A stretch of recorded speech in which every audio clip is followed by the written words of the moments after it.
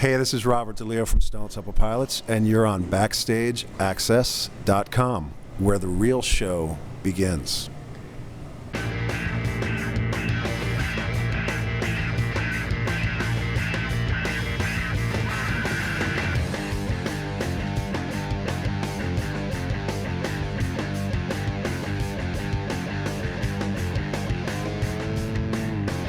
Gus Gressinger here at BackstageAxxess. We're at Namm 2016. We're at Schecter right now. We're sitting down with the one and only Robert Deleo of STP. Robert, how you doing, buddy? I'm well, Gus. How you doing, man? Good. You've been with Schecter quite a long time, right? I have. I used to work there with Mr. Mike Cervolo. Okay. I worked with him back in the 80s and worked right up until we got signed in 91. Yeah, they made my first bass for me. Right, and that was the Model T, correct? At the time, it wasn't. It was a jazz bass. Okay. Yeah, it was a blue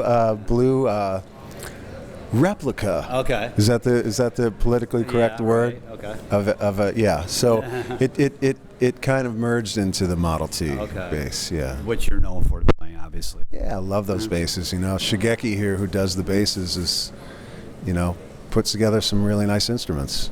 Tell us about your relationship with Schecter. Obviously, it's a long time, but when I speak to artists, besides product, they talk about the relationships, and obviously you worked with, the president. It's going back 25 years plus, right? President.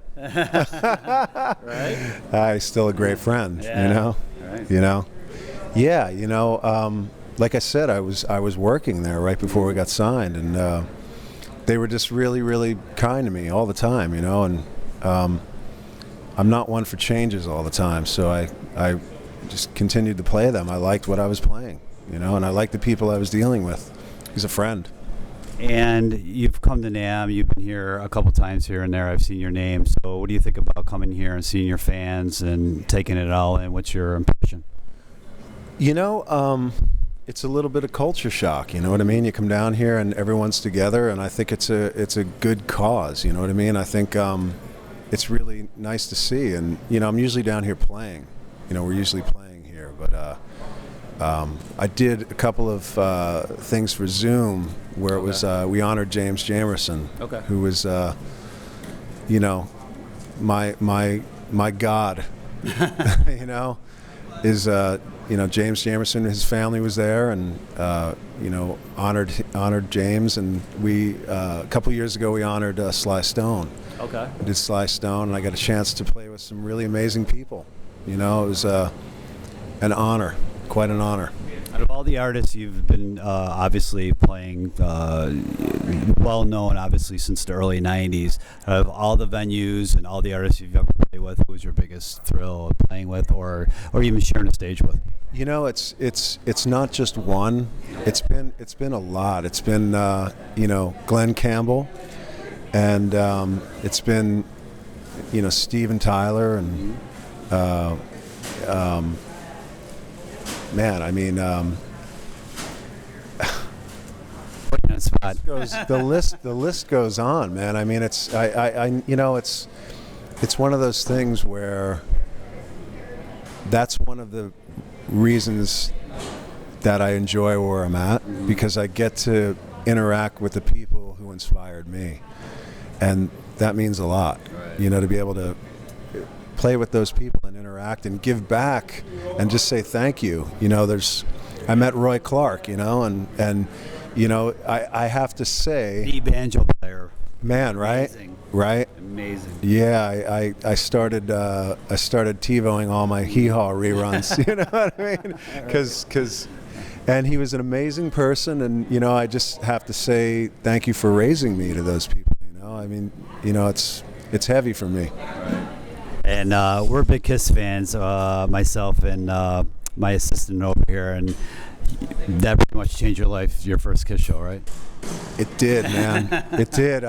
My older brother Dean got in trouble, and we're originally from New Jersey, and I got his tickets, and I was 12 years old.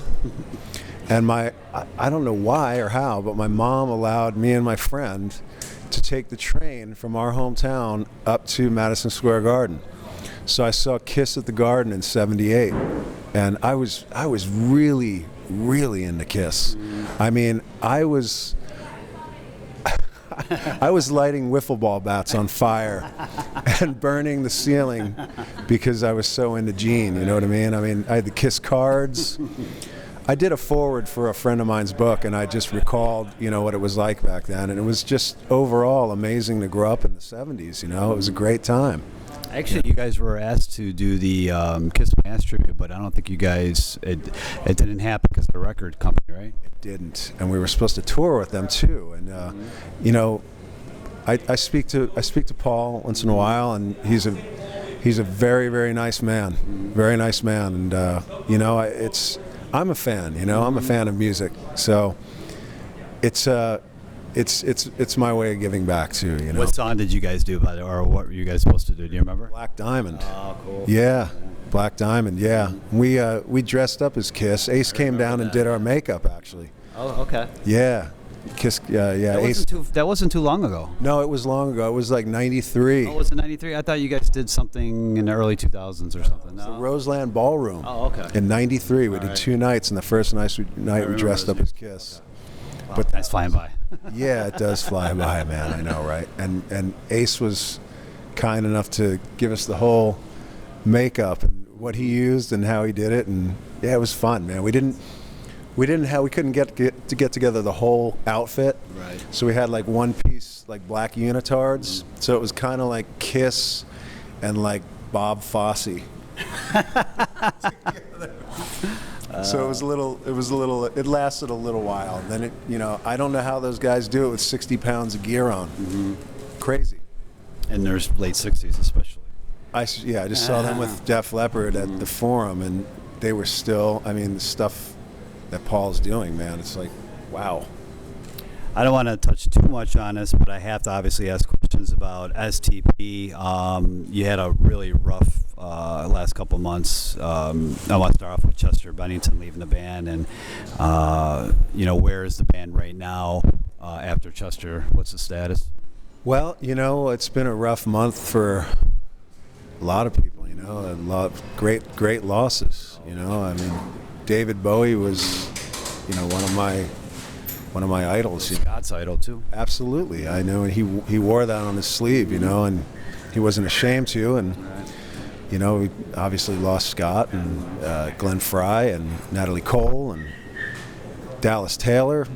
You know, I knew Dallas, drummer for Crosby, Stills, Nash and Young, and yeah, man, you know, we're regrouping right now, and we're going to be redoing our website, and you know, we have way too much to offer still.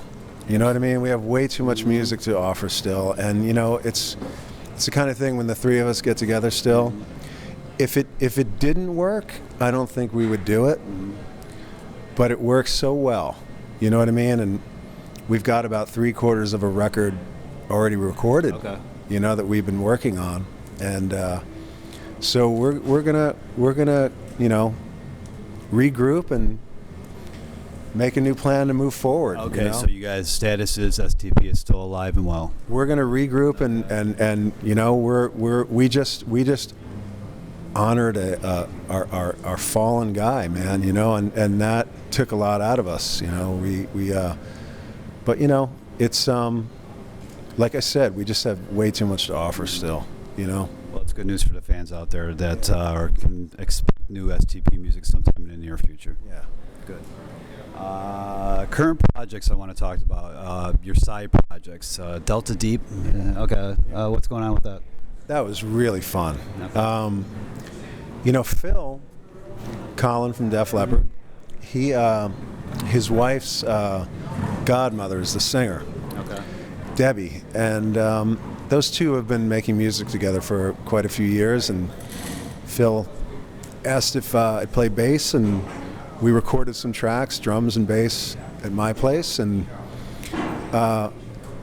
you know what it is, man? It's I get a chance to play some really groovy R&B bass, which is why I started bass, and I get a chance to be around some really great people, like really great people.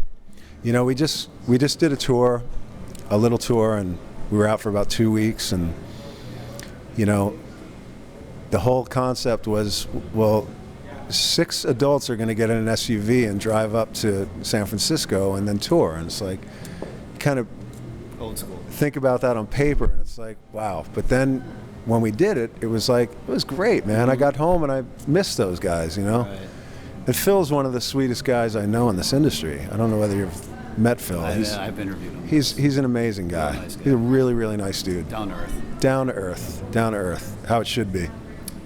I want to talk about your studio too, Home Fry Studio. Yeah. You did some recordings with some pretty major artists at your studio. So tell us about the experiences with that. Oh man, you know, I had Glenn Hughes over. Glenn, he's one of those singers. Underrated, very underrated, I think. He is one of the best singers out there. He, I did that James Jamerson thing with him actually. Okay. And he killed it, man. He killed it. And he's a sweetheart. He's like my brother, you know. I love Glenn. Glenn's amazing. And do you have any other projects that are coming in that you might be working with in your studio?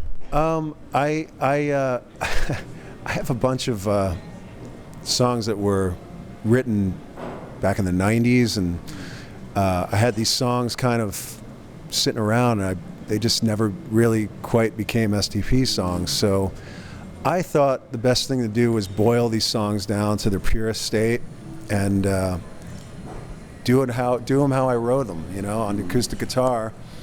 So I have a project that I've been working on where I'm playing acoustic, and I have a dear friend of mine named Sean Tubbs who plays guitar with Carrie Underwood.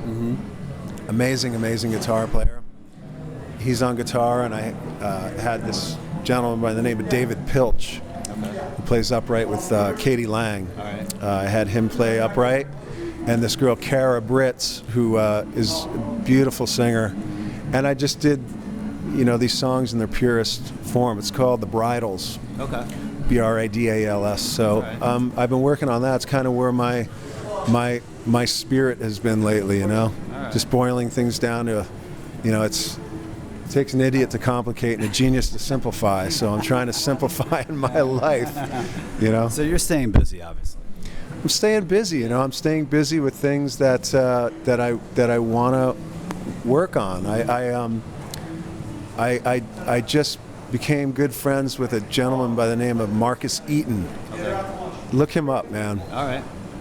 That cat is a great guitar player. Okay. He's acoustic and vocals by himself, and he's phenomenal. Okay. He's phenomenal artist, Marcus Eaton.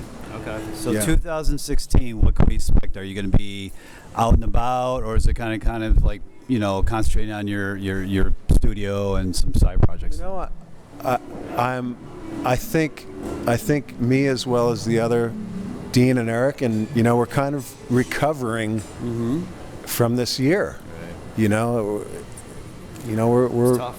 It's been a tough year, man. It's been a tough year, and we're recovering from that, and we're trying to find the most positive, constructive way to move forward. Okay. You know, move forward, and if that's Stone Temple Pilots, then so be it. You know what I mean? I think, you know, we have, like I said, we have a lot of music to contribute still to the face of music. You know. Well, we definitely appreciate you taking the time to talk to us at Backstage Access, and after you just did your signing here at the Schecter booth, and good luck for 2016, whatever you guys decide to do, and the fans will support you. Thank you so much. Thank I you. appreciate it.